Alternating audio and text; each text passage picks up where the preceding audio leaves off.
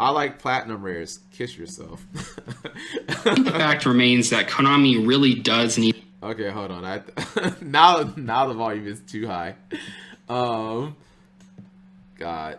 So in some of these videos, chat, that I'm making, where I use like other YouTubers, sometimes I'll download the entire video. Like, or if I record the screen, chat, it uses my to get the audio, it uses like my computer's internal microphone, and that causes the audio to be like kind of distorted and not like super great.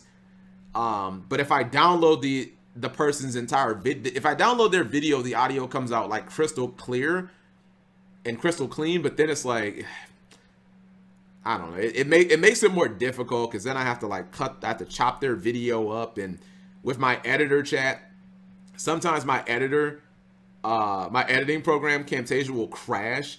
It crashed like a dozen times, chat, with the freaking remote dual video. You guys will see in like a couple of weeks. It was so hard, even with the waifu video, because I downloaded some videos that are just so long to put them into my video. What's this? Still got to work on my audio. What do you think? Oh, is this Trish? It looks nice. It looks good. But so like, I don't know if this is so much better than the DT one. Atenza, like the DT Ultra Trish looks really nice as well. This does look good, but actually, let me see if I find someone who has a picture of Strata. Here we go. By the way, chat, I felt like, so I got my skill drain in the mail, and I felt so bad. Like I panicked bot chat, and then it's just like, I knew it the second I did it, chat. The second I did it, I knew I fucked up. And now you can find them for $40. I paid $80 for one. And it's not even just that. But like this one right here, this German one, I'd buy this. Just to have like one that's like different, chat. Cause like I paid $55 for another one, and like I feel fine about that one. Paying $55 is like not a big deal. But like this one, like if I, let's see. Yeah, I got my copy in the mail. Bought the hype.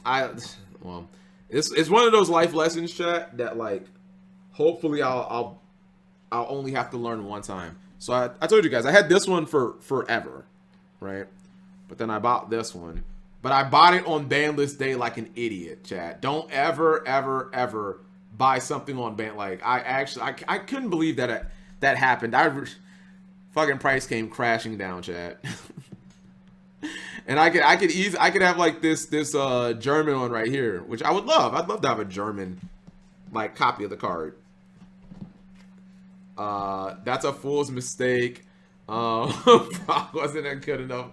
With Prague, I have time though. Prague, you know, Virginity, unless they go bankrupt, I own the stock forever. So, but yeah, paid $80, chat, and like all of these copies, I could have just gotten for $60 or less. There's an abundance of them. All right. You hit this card on the upcoming ban list. I think Anaconda, up until this point, has always been poorly designed. Now, obviously, the problem card is Verte. Although, my personal hot take is that I think it's actually kind of good for the game right now because it gives a lot of rogue decks some options. Honestly, I want to talk about Verte Anaconda. I don't think this card is going to get it banned just yet. I feel like there's going to be another format where this card is played.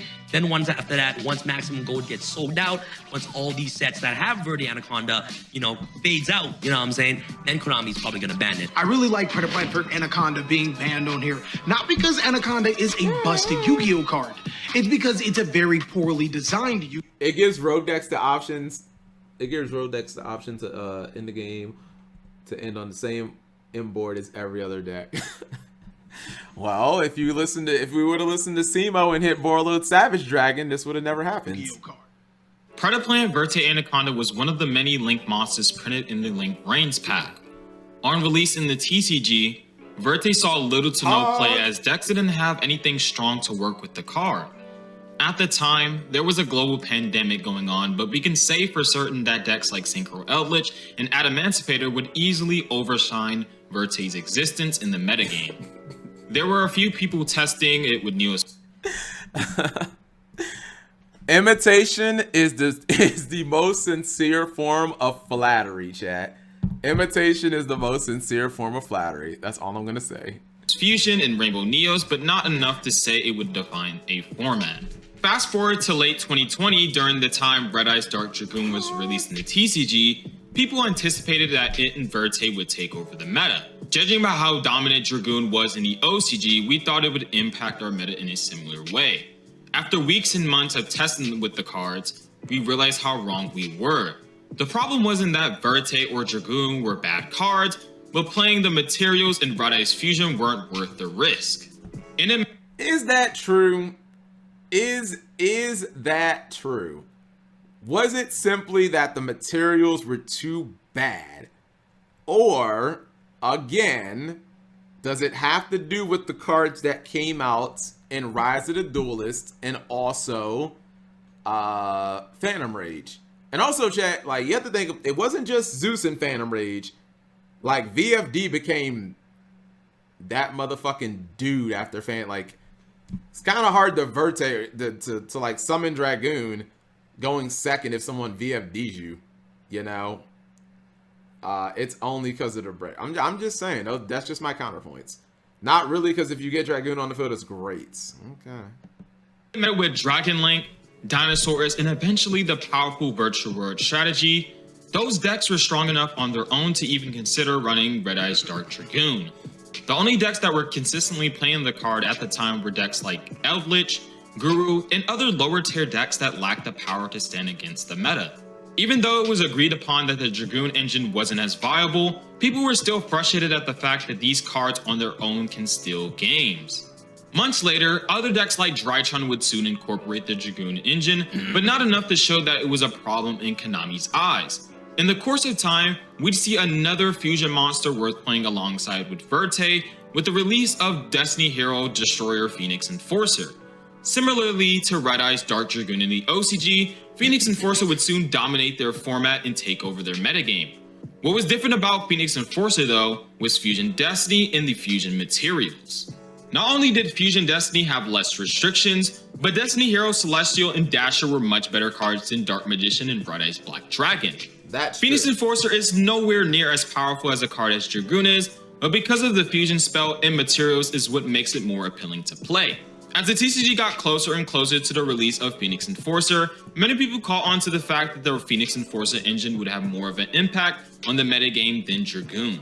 Weeks after the release of Burst of Destiny and the powerful fusion monster Phoenix Enforcer, the rest of the community caught on to the engine and many were already sick of it. This brings us to where we are now, and a lot of us in the community feel as Predaplant Verte Anaconda is the problem in the discussion between the fusion monster, the fusion spell, or the link monster itself.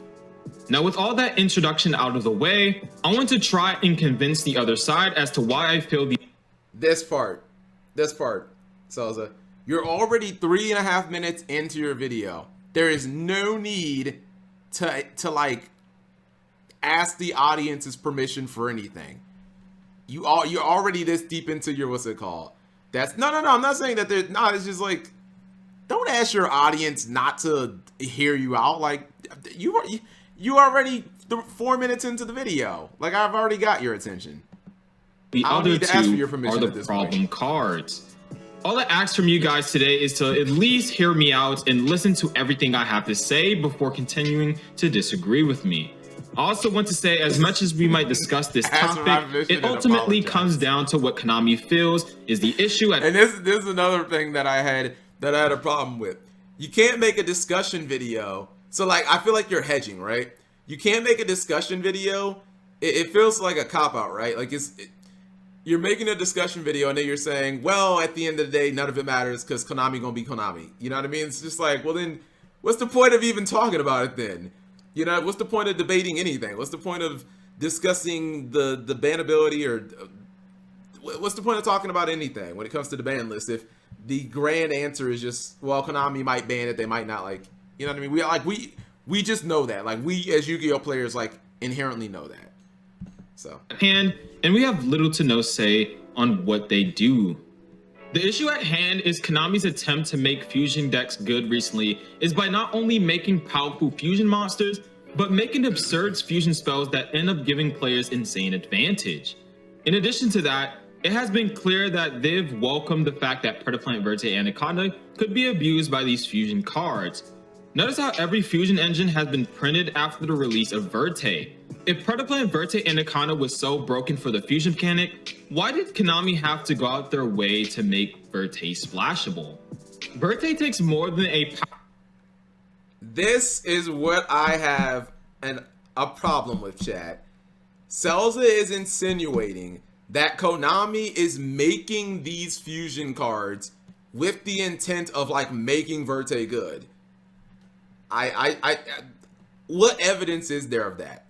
Like, that's, first off, I don't think that that's true at all. Second, what evidence is there of that? Because if you look at something like Branded Fusion, no, they did not make Branded Fusion busted because they want Verte to be good. They make Branded Fusion busted because Despia is supposed to be like the grand villains of the entire storyline of Albaz. And it would kind of like, it's a little underwhelming to have like the grand villains suck. You know what I mean? Like, hey, aren't these supposed to be the big bad, you know, baddies of this story that are fighting the fucking Sword Soul and all these other, like, shouldn't we make them like good? You know what I mean? That's why there's like all these like random branded cards coming out. Like, you know, like we just gonna keep printing cards until this fucking deck gets good. Maybe fusing from the deck is just broken. Well, Celza says that. No matter if it's a spell or an extra deck monster. I don't know. I mean, Lunalight Fusion just lets you use one. So Celza kind of says that like, if Konami ever wants to make a fusion card good, they just let you fusion from the deck. But that, like, that's just kind of where we are. He says that they should stop doing that, and I say, but if you do, then the fusion cards will just suck. Unless you make them like Invocation, but Invocation also has power creep in it, chat. So like that's my counter. If you're going to say like stop making cards fuse from the deck, then my thing is like, all right, well then you're either saying A, you just want all fusions to suck, or B, you better make a whole bunch of fucking cards like Invocation. Because if you think Invocation doesn't have power creep in it, you're just insane. Invocation lets you use your opponent's graveyard. It puts freaking Alistair back in your hands. Like, there's power creep in that card too. It's just not as apparent. I said that in my fusion, future fusion video. Fossil Fusion. Yeah, how'd that turn out? Fossil Fusion.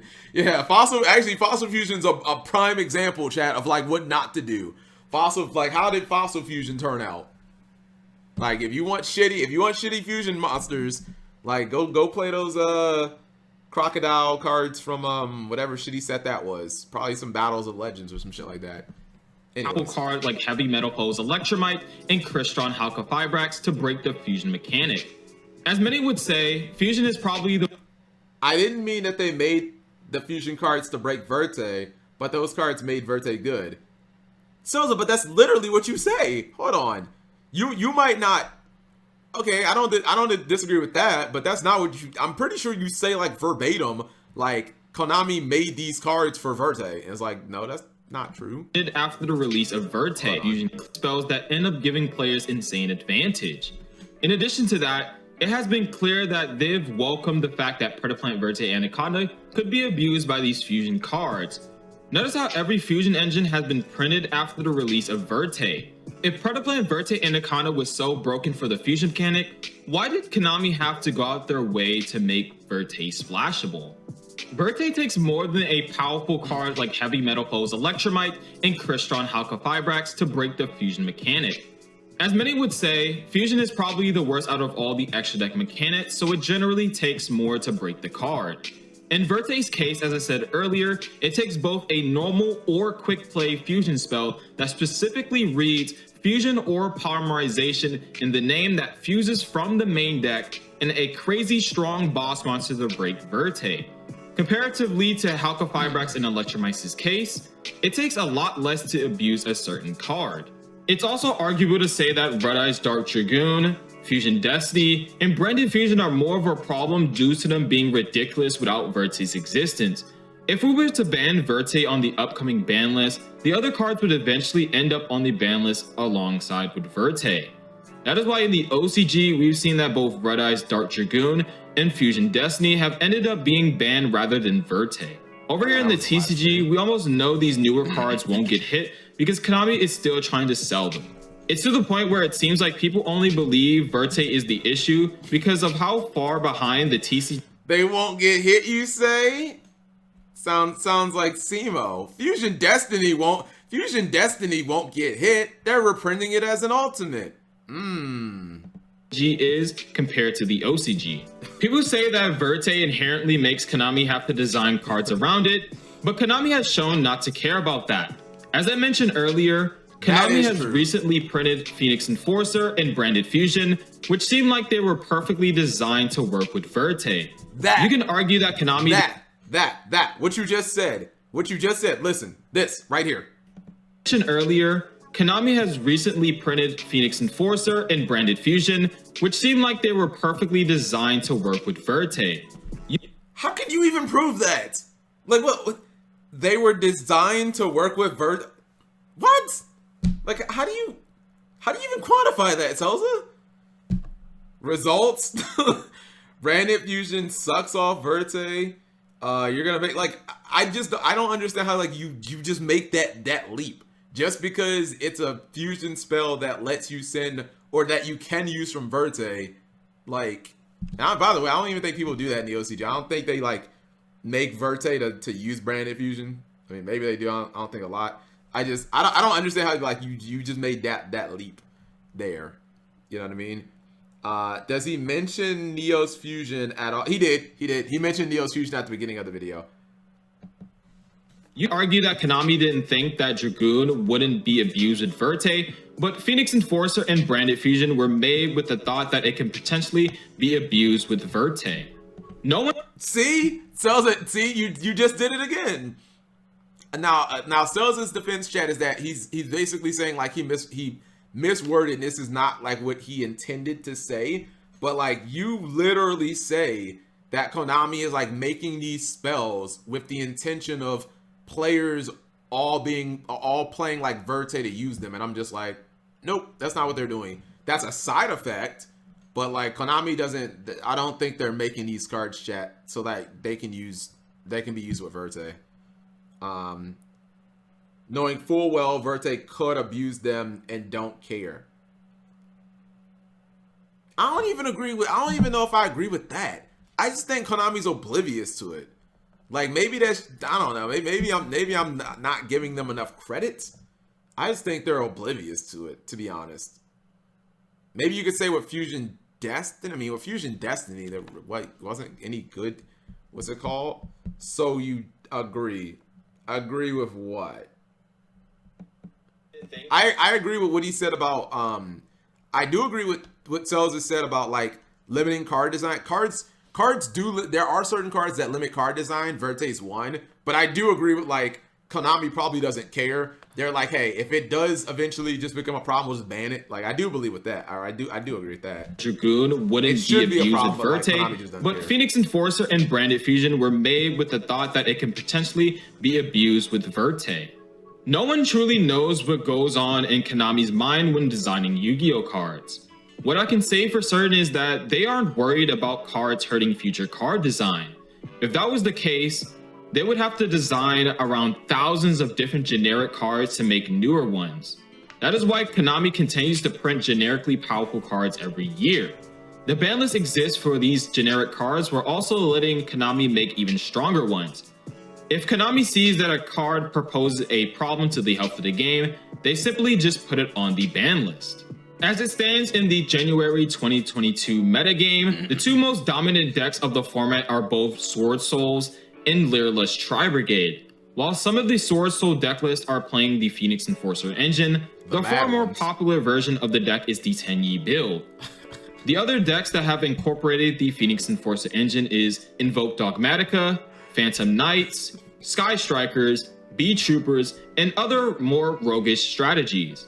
As this has made the lower part of the tier list more stale, it has overall made these weaker strategies keep up with the powerful tier 1 decks.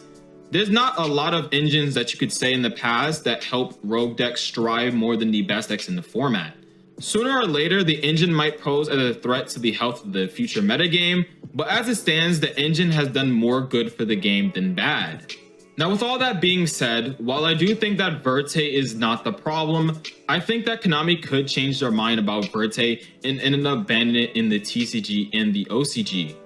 Even though there's decks like ABCs, Metalfoes, Invoke that were all good without the broken fusion spells, they may feel that newer decks need them to be good and ultimately ban Verte. I also think that it's fair to think that Verte is the problem, but I've given my detailed analysis on why I think Verte isn't, and there's an easy fix to what I believe is the actual issue. Hopefully you guys enjoyed the topic, and make sure you like, comment, and subscribe for more amazing videos. Is that true? That Konami can... Well, so like with ABC chat, ABC can contact... I don't know. I mean, are ABC even fusion chat? Like, if you really think about it, are ABC really a fusion archetype? Not really. Not really, chat. As so, like, not really.